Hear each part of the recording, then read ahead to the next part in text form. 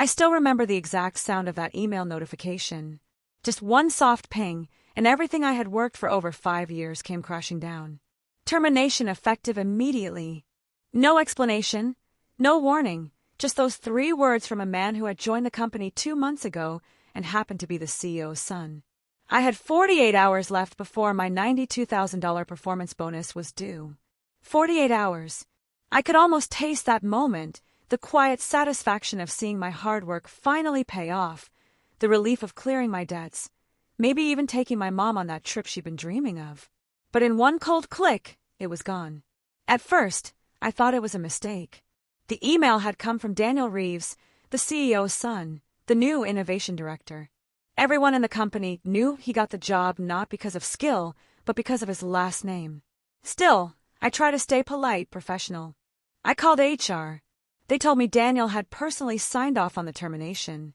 No appeal. No reason. Just restructuring. But the timing. 2 days before the company's $210 million merger with Vertex Tech was to be finalized, the same merger I'd spent 6 months preparing data for. My spreadsheets, my presentations, my sleepless nights. I was the one who built the strategy that convinced Vertex Tech to merge in the first place. I went home that night numb. I didn't even know what to tell my wife. She had been waiting for that bonus too. We had plans, real plans. A new house, a break from the chaos. Instead, I sat in the dark staring at my laptop, rereading that email until the words blurred.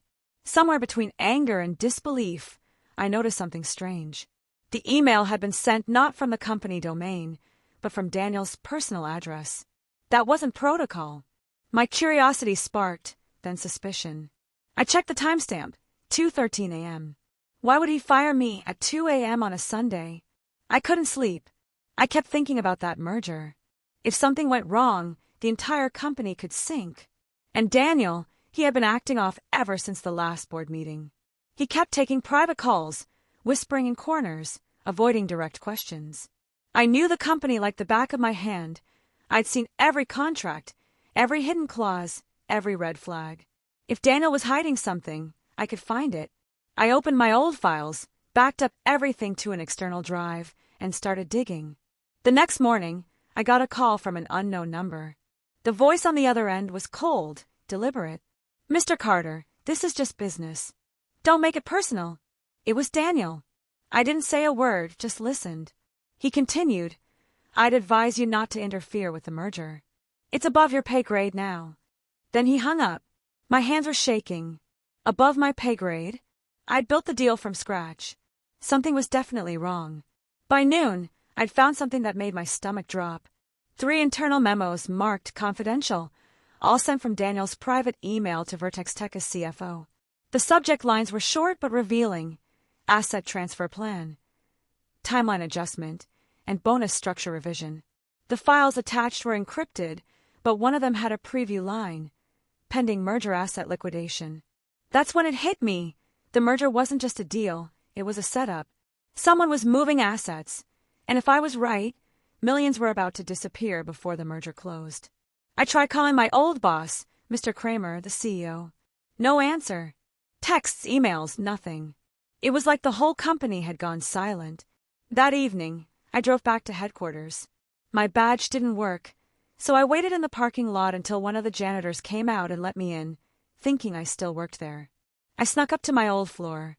The office lights were dim, but Daniel's door was open, and his computer screen glowed. I stood there, hidden behind a wall, watching him pace while talking on the phone. "Everything's ready," he said, voice sharp.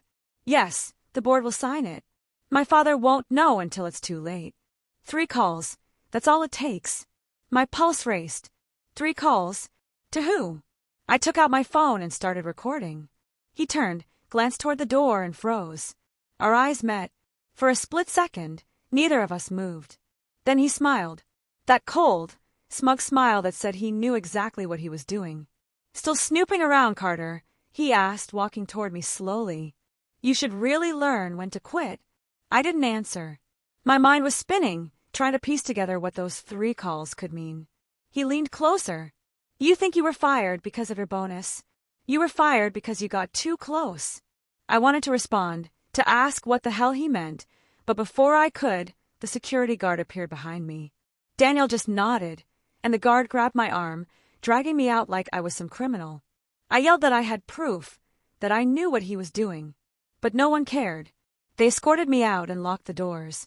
That night, I uploaded the recordings, the memos, everything I had, to a cloud drive just in case. I couldn't sleep, couldn't eat. My phone kept lighting up with unknown numbers. Some I answered, some I didn't. Every voice sounded the same, calm, threatening, warning me to stop. But I couldn't, not after realizing what was at stake. 2 days later, 48 hours after my termination, the merger collapsed. News broke everywhere. $210 million deal falls apart at the last minute. The company's stock tanked overnight. Vertex Tech pulled out, citing unresolved internal discrepancies. Daniel disappeared. The CEO, his father, went silent. And me. I sat in my small apartment, staring at the TV, listening to reporters say the same thing over and over, that no one knew what happened, that 3 mysterious calls had been made from inside the company hours before the merger collapsed. Only I knew the truth, or at least part of it. Those 3 calls weren't random. They were the key to everything. But what I didn't know yet was that one of those calls was meant for me. And when it finally came, it changed everything. The call came late that night. My phone buzzed once, lighting up the darkroom. No name, no number, just unknown caller. I hesitated for a second, heart pounding, before swiping to answer. For a moment, there was only silence, then a faint crackle, like someone breathing through a bad line. "Mr. Carter," the voice finally said, calm but urgent. "You don't know me, but I know what happened to you." My throat went dry. Before I could respond, the voice continued, "If you want to know why you were fired, meet me tomorrow, 8 a.m. at Riverside Cafe. Don't bring anyone. And don't call the police." The line went dead before I could ask who they were. I sat there in the dark, the hum of the fridge the only sound in my apartment. My mind replayed the voice over and over. It wasn't Daniel. It wasn't anyone I recognized. But there was something about the way he said my name, like he already knew every detail of my life. I didn't sleep that night. I just stared at the clock, waiting for morning to come, wondering if I was walking into a trap or the only chance to clear my name.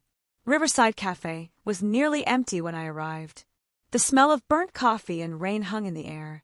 I chose a seat near the window, where I could see everyone who came in. At exactly 8, a man in a gray coat walked through the door. Mid-40s, sharp eyes, the kind of posture that says he's used to observing people. He walked straight to my table and sat down without asking. "You look worse than your employee photo," he said quietly.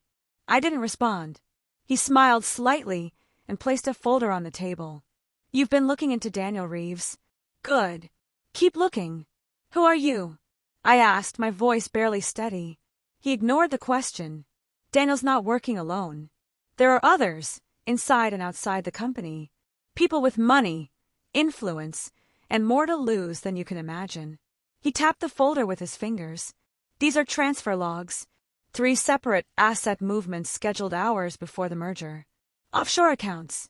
Fake subsidiaries. And one more thing. Each transaction was authorized by a temporary login created under your name." My stomach dropped. "What? That's impossible." He nodded. "I believe you. But the company won't.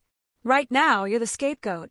When the investigation starts, they'll find those transfers, your credentials, and a perfect reason to blame you for the collapse." I leaned forward, whispering, "Why are you telling me this?" He looked around, lowering his voice. "Because I used to work for Vertex Tech, and Daniel's deal wasn't just a merger, it was a laundering route. Someone inside your company was using it to move millions under the radar. You were too close, so they cut you out." He stood up, leaving the folder in front of me. "Read it carefully. You still have a chance to expose them. But be careful, someone's watching you." And then he walked out, disappearing into the rain like he had never been there. I opened the folder with shaking hands. Inside were printouts of transactions, each timestamped within hours of my firing. My username appeared in the approval logs, but the IP addresses were from locations I'd never been. Whoever did this knew how to cover their tracks. As I read, one detail caught my eye, a recurring account name, Haven Corp Holdings. I had never heard of it before, but it appeared on every single transfer. That name became my next lead. Back home, I opened my laptop and started searching through the company's database backups I'd saved before getting fired. After hours of digging, I found a single mention of Haven Corp in an old vendor list. It was registered as a consulting partner, approved by Daniel Reeves himself. But the contact information? A P.O. box and a disconnected number. No website, no records. Nothing but a name. The deeper I looked, the stranger it got. Every file connected to Haven Corp had been edited around the same time, the same week Daniel joined the company. Even my emails about the merger had missing attachments or redacted lines. It was like someone had gone through and erased parts of my digital footprint. I started to wonder how long I'd been watched without realizing it. That night, I got another email, no sender, just an address that read, trace@havencorp.net. The subject line said, "You're asking the wrong questions." Attached was a photo. It was me, sitting at the cafe that morning with the man in the gray coat. My hands went cold. Someone had taken it from outside through the window. The timestamp was exactly 8:07 a.m. Whoever sent it wanted me to know they were close. I closed my laptop, double-checked the locks, and sat in silence, trying to breathe through the panic. Why me? Why frame someone like me, a mid-level manager who had no power except data access? Unless that was the reason, I had seen something I wasn't supposed to. I started piecing together the timeline in my head. Daniel fires me. 3 calls happen. The merger collapses. And now I'm the only one who can't prove what really happened. The next day, I drove to see an old friend, Nina, the company's former IT security analyst. She'd quit 2 years ago after clashing with management over data privacy issues. If anyone could help me trace those transfers, it was her. She opened the door looking half surprised, half worried. "You shouldn't be here," she said immediately. "They're still watching the old employees."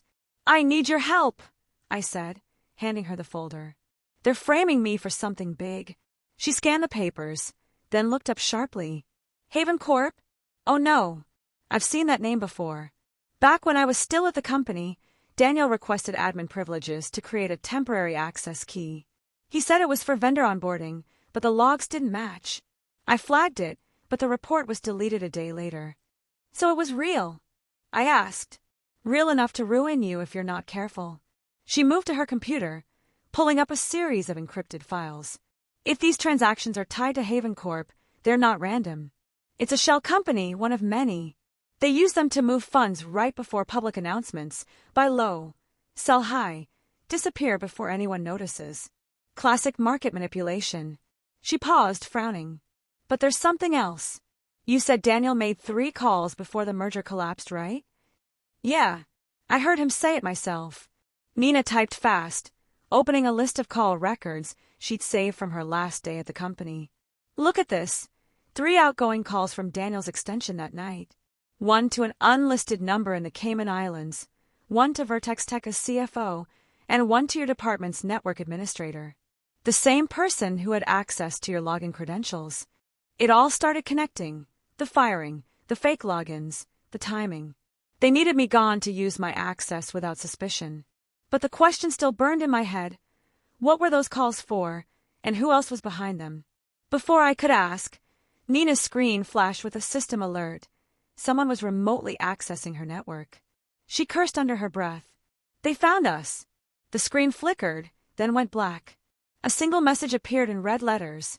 "Stop digging, Carter. This is your final warning." The lights flickered, and for a moment, the room was silent except for the rain tapping against the window. I looked at Nina, and she looked back, both of us realizing this was bigger than we thought. If Daniel was part of something that reached into offshore accounts and fake companies, then the merger's collapse wasn't an accident, it was a cover-up. I grabbed the folder and backed up the files on a flash drive. "We can't stop now," I said, trying to steady my voice. "If they're threatening us, that means we're close." Nina nodded reluctantly. "Then we need proof, something undeniable." As I stepped out into the rain, one thought kept echoing in my mind. Whoever made those 3 calls wasn't just trying to crash a deal. They were trying to erase everything and everyone who knew the truth. And somewhere, buried deep in those missing files, I had a feeling the answer was waiting. Rain kept falling that night like the city itself was trying to wash away secrets. I sat in my car outside Nina's apartment, watching water streak down the windshield, thinking about everything she had said.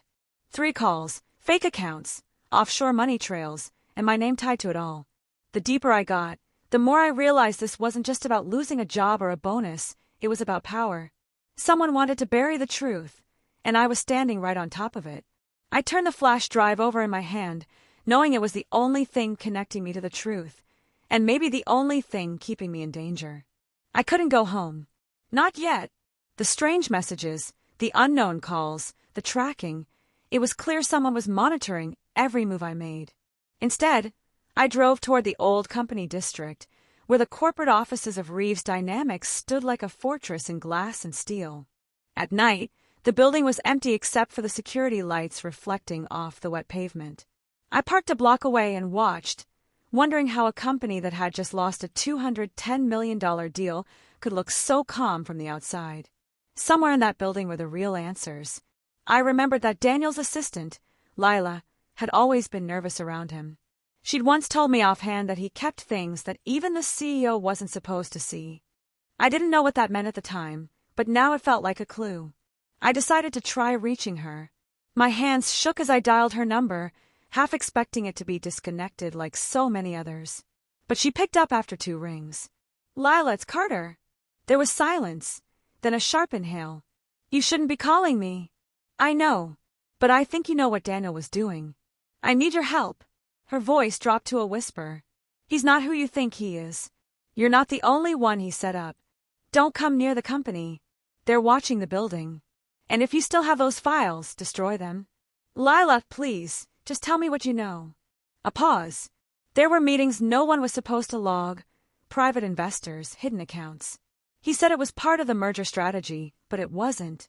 After you were fired, he made 3 calls and left for a trip that never got recorded in the system. He didn't even use the company jet. Where did he go? I don't know, but I think someone was funding him outside the company. And Carter, if you found anything connected to Haven Corp, don't trust anyone. Not even Kramer. The line went dead before I could ask more. I sat there staring at my phone, her words echoing in my head.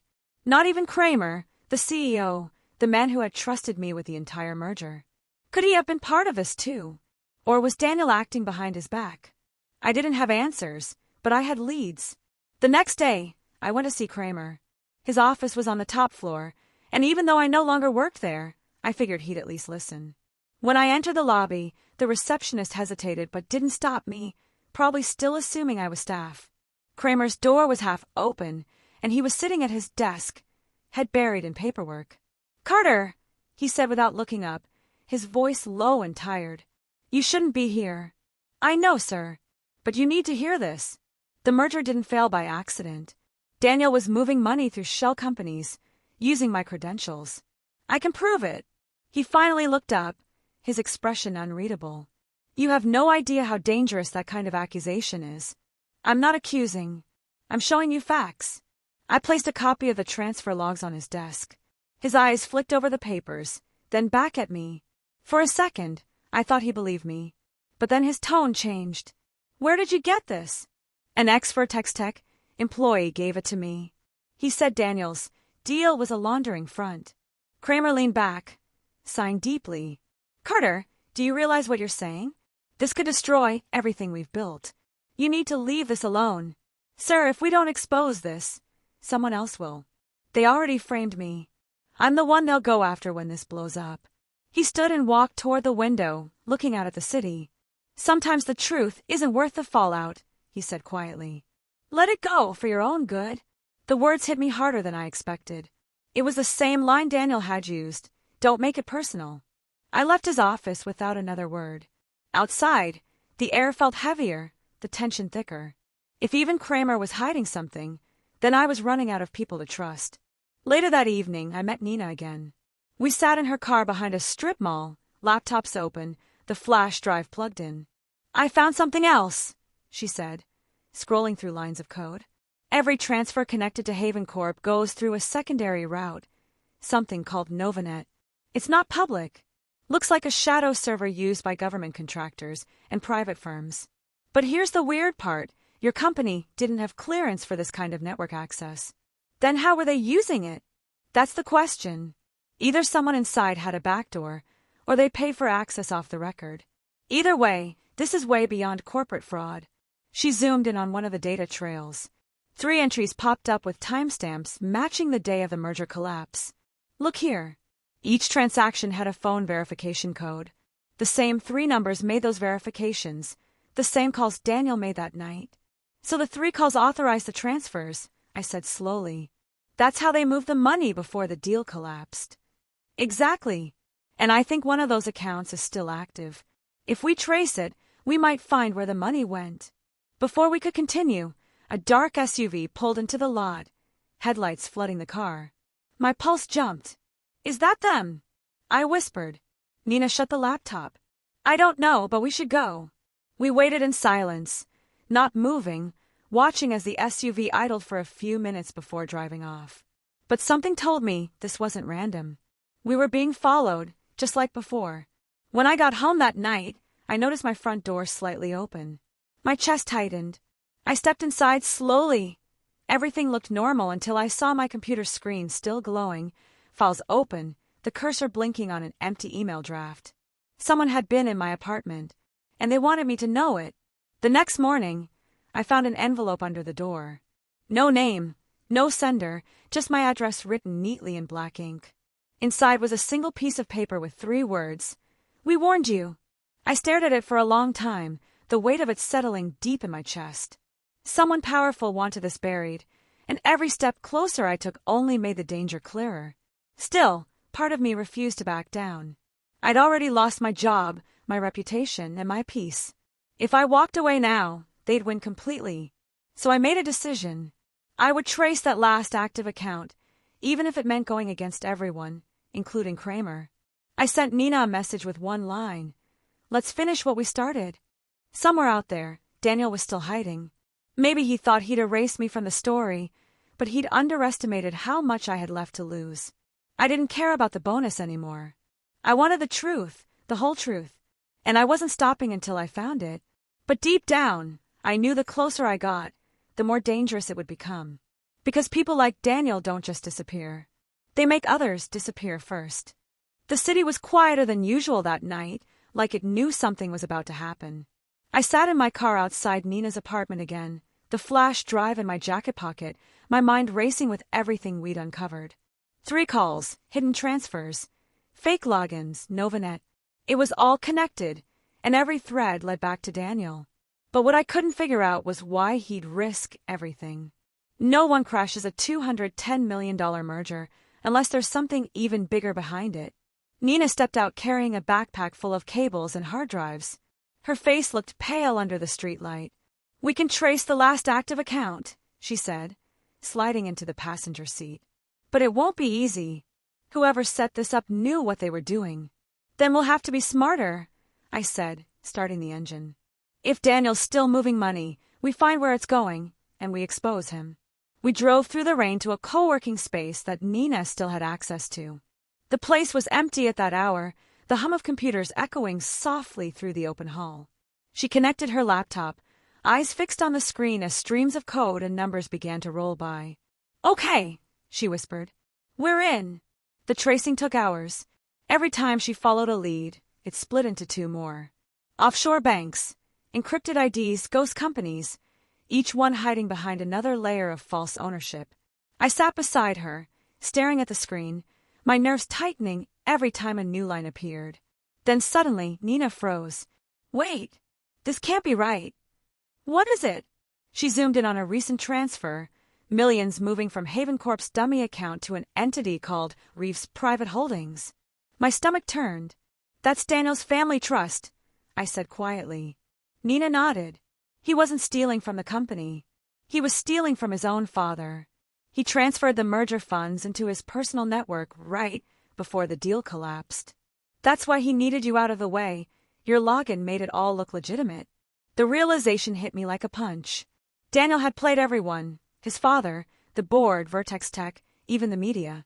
And he was still out there, probably thinking he'd gotten away clean. But then something else caught my attention. Another transfer log, smaller but strange, sent not to Daniel's account, but to an address under my own name. "What is that?" I asked, pointing at the screen. "That's the last transfer," Nina said. "Made 5 minutes after your firing. But it's encrypted differently. Looks like a data drop, not money." She opened it. The file was labeled finalcall.mp4. My heartbeat kicked up. "That's one of the calls," I said. Nina clicked it. The video opened with a dark screen and muffled voices. Then the camera steadied on Daniel sitting in an office, my office. He was talking on speakerphone, his tone casual but cold. "Yes, move the funds. The old man won't know until it's done. Carter's out of the way. By the time they find out, I'll be long gone." The video ended abruptly. Nina stared at me, her mouth open. "You've got him. That's the proof." Before I could respond, the power flickered. The room dimmed, then went completely dark. Only the laptop's battery light glowed faintly. "That's not good," Nina whispered. "Someone's trying to cut us off." We grabbed the equipment and bolted for the door, but as we stepped into the hallway, I heard footsteps. Slow, deliberate, echoing across the tiles. A shadow moved at the far end of the corridor. I couldn't see the face, but the silhouette was unmistakable, tall, sharp-shouldered, confident. Daniel Reeves. He stopped under the flickering light, a faint smirk crossing his face. "You just don't know when to quit, do you, Carter? How did you even know we were here?" I demanded. "You left breadcrumbs everywhere. IP traces, message logs. You really thought you could outsmart me, on my own network." His voice was calm, almost amused. "You're in over your head. You don't understand what's at stake." "What's at stake?" I snapped. "You framed me, stole from your father, destroyed the company, and you're telling me I don't understand?" Daniel took a step forward. "You think too small. The merger wasn't just a business deal, it was an exit plan. People far above us needed the money moved quietly. I was just the middleman." Nina whispered under her breath, "He's lying." But the look in Daniel's eyes told me he wasn't. "You don't get it, Carter," he continued. "This isn't about bonuses or careers. It's about control. When the system's built to protect power, you either play along or get crushed." I felt anger rising in my chest. "So that's it? You just sell everyone out to save yourself?" He smiled faintly. "I saved myself years ago." Then his gaze shifted toward Nina. "And now you've both made yourselves liabilities." Before I could react, the hallway lights went out again, plunging everything into darkness. There was a loud crash, footsteps running, the sound of something metallic hitting the floor. I reached out blindly, calling Nina's name, but she didn't answer. The emergency lights flickered back on for a second, just long enough for me to see the laptop lying open on the ground, the video still playing, and the door at the far end swinging shut. Daniel was gone. I grabbed the drive and ran outside, scanning the street, but the rain had picked up again, and everything blurred into gray. There was no sign of him. My pulse was racing, my mind spinning with questions. If Daniel wasn't acting alone, then who was protecting him? And if he had escaped again, what would he do next? I called Nina's name until my voice cracked, but there was no response. Her car was still in the lot, keys in the ignition. Only her phone was missing. That's when I realized she must have chased him, or worse, he'd taken her with him. I drove aimlessly for miles, replaying every second in my head. The video was my only leverage now, but without Nina, I didn't know who to trust or where to go. I couldn't go to the police. They'd still think I was involved. And if Kramer really was aware of this, going to him would be a mistake too. Finally, I pulled into an empty parking lot near the docks and sat there, staring at the laptop screen. I replayed Daniel's voice over and over, listening to every detail, every background sound. That's when I heard it. A faint horn, seagulls and waves. He wasn't in his office during that call. He was near the harbor. It hit me then. The missing company jet, the offshore accounts, the timing. Daniel was planning to leave the country. He must have arranged a private exit route after moving the money. And if Nina was with him, this might be my last chance to stop him. I looked at the clock. 2:47 a.m. The same hour his first email firing me had arrived. Something about that number made my stomach twist. It was like he'd been repeating the same moves all along, predictable but one step ahead. The rain was heavier now, drumming against the windshield. I started the engine and turned toward the docks, adrenaline flooding through me. I didn't have a plan, just instinct. But I knew one thing for sure. Whatever was waiting for me at that harbor was the truth Daniel had been running from. And this time I wasn't backing down. The sound of the storm swallowed everything else as I drove into the night, chasing the one man who had turned my life upside down. I didn't know if I'd make it out with answers or just more questions, but the only way to end it was to face him myself. Somewhere in the distance, a ship's horn echoed across the water, deep, hollow, and final. It felt like a warning. Or maybe a countdown. The next morning, I woke up to 23 unread emails, all marked urgent. My phone buzzed nonstop with notifications from the internal chat. Something had happened overnight, something big. When I finally scrolled through, my stomach dropped. The merger deal, the $210 million merger that I'd spent the last 6 months preparing, wasn't just in trouble. It was on the brink of collapse. The CEO's son, Ryan, who'd fired me less than 2 days before my bonus was due, had apparently made 3 disastrous calls to the partner company in my absence. 3 calls. That was all it took to unravel months of negotiations. The whispers started spreading fast. I wasn't even part of the company anymore, but people who had worked with me were sending messages. They're panicking. Ryan's in trouble. The board is furious. I didn't know whether to feel satisfaction or fear. Part of me wanted to watch it all fall apart, but the other part couldn't shake the guilt that my ex had had something to do with this mess. It was my project, my client, my numbers. And now, it was all turning to smoke. I still remember the look on Ryan's face when he fired me. Cold, smug, as if he was doing the world a favor. He said I was too rigid, that I didn't adapt to leadership changes. In truth, I'd called him out for making impulsive decisions and ignoring risk reports. That confrontation must have bruised his ego. 2 days before my $92,000 performance bonus, I was suddenly let go. HR's voice still echoed in my head, emotionless, rehearsed. Your contributions are appreciated, but the company is moving in a new direction. And now that new direction was heading straight for disaster. I didn't know the full story yet, but I knew enough to sense that something wasn't adding up. The merger had been rock solid, all financials in sync, all compliance issues cleared.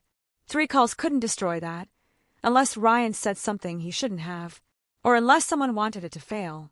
That thought lingered longer than I wanted it to. I opened my laptop, not out of habit but instinct. Even though my company credentials were revoked, I still had backups of key documents. I pulled up the public financials, the press releases, the timing of each negotiation call. Then I noticed something strange. Dates that didn't match up, emails that had been logged before I was officially fired. Someone had accessed files using my name. I sat frozen for a long minute. Why would anyone use my credentials after letting me go? The only logical reason was to shift blame if something went wrong. A convenient scapegoat. And with the merger now collapsing, I could already see where this was heading. The headlines would read, "Former analyst's missteps lead to $210 million loss." I decided to dig deeper. My closest friend in the company, Mia, was still working there. I messaged her from a private account. She didn't reply at first, then finally sent, "Don't text me here. They're monitoring chats." That one sentence told me everything. This wasn't just a business blunder. Something deeper was happening inside the company, something people were scared to talk about. That night, I met Mia in the parking lot behind an old diner near the office. She looked exhausted, eyes darting around like someone might be watching. "You didn't hear this from me," she whispered. Ryan didn't make those calls by mistake. He was told to. Someone higher up wanted to tank the merger. Her words hit harder than I expected. "Why would they do that?" I asked.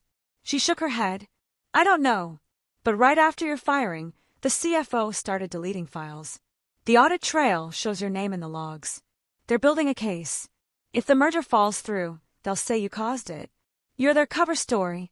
I felt my chest tighten. So that was the plan. Fire me before the bonus, frame me after the fallout, and protect the executives from scrutiny. It was cruel but calculated. I wanted to storm into the building and expose everything, but that would play right into their hands. Instead, I asked Mia for help.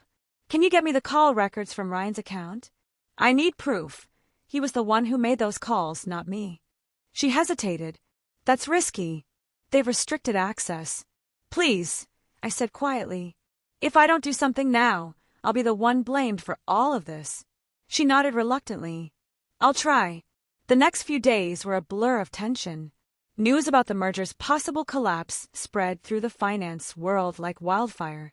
Stocks were slipping, investors were demanding answers, and Ryan was suddenly nowhere to be seen in meetings. The CEO, his father, had gone silent publicly but was reportedly furious behind closed doors. The company's future, and my reputation, was hanging by a thread.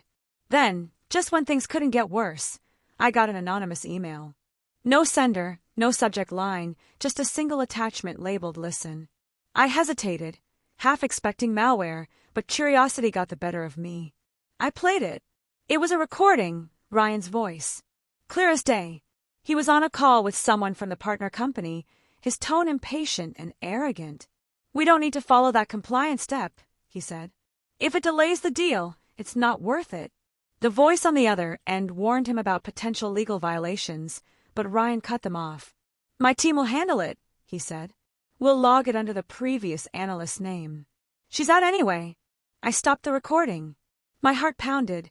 It wasn't just proof. It was evidence of deliberate fraud. And he'd named me directly. Now, I had something that could turn everything around, but also something that could destroy me if handled wrong. If I exposed it publicly, the company would retaliate hard. If I went to the media, they'd question how I got the file. The only person who could confirm its authenticity was Mia, but involving her could cost her job, or worse. I replayed the recording again, this time noticing a faint sound in the background, a second voice. Muffled, but familiar. It wasn't Ryan alone. Someone else was on that call. It clicked then. Ryan wasn't acting independently. He was following orders. But whose? The realization sent a chill down my spine. If I was right, the cover-up went higher than Ryan, maybe all the way to the CEO himself. As I sat in my apartment, staring at the city lights, I felt the weight of what I'd uncovered. This wasn't just about a lost bonus anymore. This was about exposing a multi-million-dollar manipulation that could ruin lives and topple a company. But to do that, I had to move carefully. And as if on cue, my phone lit up again. Another message. This one from an unknown number. It said only 5 words. Stop digging before it's too late. My hands went cold. Whoever sent that knew exactly what I was doing. I looked out the window, scanning the street below. For the first time, I wondered if this wasn't just a corporate conspiracy anymore, but something much darker hiding behind those glass walls. The story had just turned into something far bigger than I ever imagined. And I had no idea who I could still trust. That night, I didn't sleep. The warning message kept flashing in my mind, and every sound outside made me glance at the window. The longer I sat there, the more it felt like I was being watched. I had evidence that could destroy powerful people, and I was just one person sitting alone with a laptop and a secret that could change everything. By morning, I decided I couldn't stay silent anymore. I needed to expose the truth, but I had to be smart about it. I reached out to someone I never thought I'd call again, Daniel Hayes, an investigative journalist I'd met 2 years earlier when our company was audited for transparency. He'd once told me, "If you ever see something worth burning for, call me." So I did. I sent him a brief message. I have proof of corporate fraud tied to a failed $210 million merger. I need to talk, off the record. He replied within minutes. Meet me in person. No calls. We met at a small cafe on the edge of the city, the kind where no one really listens. I handed him a flash drive containing the recording and all the backup files I'd gathered. Daniel plugged it into his encrypted device and listened quietly. His expression stayed calm until Ryan's voice mentioned my name, then his brows furrowed. When the recording ended, he leaned back and exhaled. You realize what you have here, right? This isn't just a corporate scandal. This could be criminal. I nodded, my hands trembling slightly. They framed me, Daniel. They used my credentials to hide their mistakes. And now, they're trying to cover it up. He tapped the table. You need protection before we publish anything. If they know you're the source, they'll come after you legally, and maybe personally. Before I could reply, my phone buzzed again. Another unknown number. This time, the message said, You have something that doesn't belong to you. Return it, or the fallout won't be yours alone. My throat went dry. Daniel read it over my shoulder and muttered, "They're scared. That means we're close." Over the next 24 hours, things moved fast. Daniel's legal team verified the audio, cross-checked timestamps, and confirmed Ryan's access logs matched the recordings. The final piece came when Mia risked everything to send me the internal memo Ryan had received right before those 3 calls. It wasn't his idea to skip compliance. It was an order from the CFO, signed off by the CEO himself. Everything suddenly made sense. Ryan hadn't been the mastermind. He was the scapegoat waiting to happen, just like me. They had used him to sabotage the deal intentionally, tanking the merger before it could expose financial discrepancies buried in the company's books. The merger's failure wasn't a mistake, it was a cover-up. And both Ryan and I had been tools in their game. But fate has a strange sense of balance. The moment Daniel prepared to go public, the CEO himself broke his silence with a press conference. His words stunned everyone. Due to internal mismanagement and ethical violations, our merger has been suspended pending investigation. He looked visibly tense, avoiding eye contact with the cameras. Ryan stood beside him, pale and shaken. Something was wrong. He wasn't defiant anymore. He looked terrified. I watched the broadcast from my apartment, my heart pounding. When the Q&A started, a reporter asked about the alleged compliance breach. The CEO stuttered, then muttered, "We are reviewing internal communications." That's when Ryan stepped forward, grabbed the microphone, and said, "It wasn't her fault." The room went silent. Ryan's voice cracked as he continued, "My father ordered the calls. The deal failed because he wanted it to. He said if the merger went through, certain financial records would surface, records that could ruin this company." Gasps filled the room. The CEO froze, his expression collapsing into disbelief. Ryan's confession was raw, emotional, and completely unexpected. He wasn't saving himself. He was telling the truth. Within hours, the clip went viral. Every news outlet replayed it on loop. Daniel's article followed soon after, packed with proof, call logs, memos, and my cleared credentials. The story exploded across the business world. $210M merger sabotaged in corporate cover-up.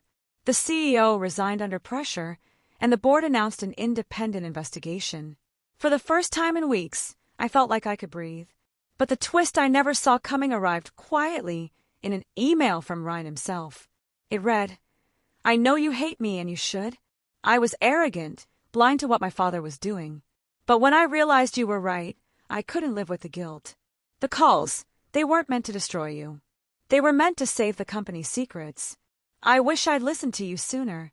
Attached to the email was a document labeled Final Transfer. It was a copy of the original merger fund ledger, one that revealed millions siphoned through offshore accounts tied to the CEO and CFO. Ryan must have found it before going public. It was the final proof that sealed the investigation and cleared my name completely. Days later, Daniel called with an update. They're charging the CEO and CFO with fraud. Ryan's cooperating with investigators. "You're officially in the clear." I didn't say much, just thanked him. But deep down, I felt a mix of relief and sadness. This victory came at a cost: my career, my peace, and a part of my trust in people. Still, I couldn't deny the sense of closure. The truth had finally surfaced, and the people who thought they could bury it had drowned in their own lies. Weeks passed, and life slowly returned to something like normal. I took a consulting offer from another firm, one that valued ethics over shortcuts. But every now and then, when I looked at the city skyline, I thought about how close I'd come to losing everything. Then one evening, while checking my mail, I found an unmarked envelope. Inside was a small note, written in neat handwriting. "Some truths come with shadows. Be careful who you trust next time." There was no signature, no return address. But deep down, I knew it wasn't a threat, it was a reminder. Maybe Ryan sent it. Or maybe someone else wanted me to know that the story wasn't completely over. Because in the world of power and money, the truth doesn't end with justice. It just goes quiet until the next person dares to uncover it. The weeks after the truth came out felt strangely quiet. For the first time in months, I didn't wake up to the sound of buzzing emails or tense phone calls. My name wasn't being whispered in corporate circles anymore, it was being cleared. The company issued a public statement acknowledging that I had been wrongfully terminated and that my credentials had been used without consent. They called it a tragic miscommunication, but everyone knew it was more than that. Still, hearing those words was enough to make me feel like I could finally breathe again. Ryan resigned shortly after his father's arrest. No one really knew where he went, but part of me didn't want to know. His confession at the press conference had been his last act of redemption. I didn't hate him anymore. Maybe I should have, but I couldn't. He had grown up in a system where truth was inconvenient and loyalty meant silence. It took courage to finally speak out, even if it was too late to undo everything. The merger investigation continued for months. Daniel's story became one of the biggest corporate exposes of the year, earning him recognition and offers from major news outlets. He told me once, over coffee, "You know, you could have stayed quiet and moved on. But you didn't. Most people don't." I just smiled. I didn't do it for attention or revenge. I did it because it was right, and because I couldn't live with being labeled as the problem when I was the one who tried to prevent it. The company, once worth billions, took a massive hit after the merger scandal. The stock value dropped, investors fled, and internal restructuring began. Ironically, the people who had pushed me out to protect their empire ended up being the reason it fell apart. Karma doesn't always arrive quickly, but when it does, it hits hard. As for me, I decided not to return to the corporate world right away. I needed time to think, to heal, and to figure out what kind of life I actually wanted. The endless meetings, the deadlines, the chase for bonuses, it all felt hollow now. I spent mornings at a small cafe near my apartment, reading, writing, and watching people go about their days. Sometimes, I thought about how close I came to losing everything: my career, my reputation, and maybe even my sense of self. But losing all that also gave me something I hadn't realized I needed: freedom. Mia stayed at the company a bit longer before leaving, too. She sent me a message the day she resigned. They offered me a promotion, but I couldn't stay. It didn't feel right anymore. I'm joining a startup where integrity actually means something. Her message made me smile. It was strange how the chaos had pulled people apart and then, somehow, pushed others to rebuild better. One afternoon, Daniel called to tell me that the final court ruling had come through.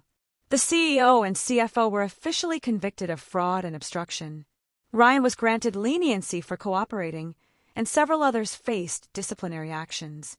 The company's new management had announced reforms to ensure transparency in future deals. It wasn't perfect, but it was a start. When the call ended, I sat in silence for a long time. Everything had come full circle. The same company that had once taken everything from me had now been forced to rebuild on truth. And even though I wasn't part of it anymore, I had played my role in making that happen. A few days later, I received an unexpected email from an unknown address. The subject line simply said, "Thank you." There was no signature, but I didn't need one. I knew it was from Ryan. The message read, "You were right about everything. I hope one day you can forgive me. I'm trying to start over." I stared at those words for a long time. Forgiveness wasn't easy, but in that moment, I realized I didn't carry the same anger I once did. People change when they're forced to face the truth, and maybe this was his way of trying to make things right. I replied with a simple line, "I already did." Then I closed the laptop and let it be. Months later, I got invited to speak at a small business ethics conference. The organizers said my story had inspired young professionals to speak up about integrity in the workplace. I hesitated at first. I didn't want to relive everything, but then I realized that telling my story might help someone else avoid the same pain. When I walked onto the stage, I didn't use slides or notes. I just spoke from the heart. I talked about how ambition can blind people, how silence can destroy more than lies, and how the truth, no matter how buried, always finds a way to surface. I shared how I lost my job 48 hours before my bonus, how I watched a $210 million merger collapse after 3 phone calls, and how in the middle of that chaos, I found something more valuable than any paycheck: the strength to stand my ground. When I finished, the room was quiet for a few seconds before people began to clap. Not the kind of applause you get for a perfect speech, but the kind that comes when people truly understand what you've lived through. A few came up afterward, saying they were stuck in jobs that made them compromise their values, and that my story gave them hope. That meant more to me than any corporate award ever could. As I left the conference, I stepped outside into the cool evening air and felt a sense of calm I hadn't felt in a long time. The city lights glimmered in the distance, and for once, they didn't feel like symbols of pressure or ambition. They just looked beautiful. I thought about how strange life was, how losing one thing often clears the way for something better. The bonus I never received, the job I lost, the betrayal I endured, all of it had led me here. It taught me that success isn't about money or titles. It's about doing what's right even when no one's watching. That night, as I sat by my window, I opened my journal and wrote one last note about everything that had happened. Truth doesn't need power. It just needs someone brave enough to tell it. And with that, I closed the book and smiled. The storm had passed. The story that began with loss had ended with peace.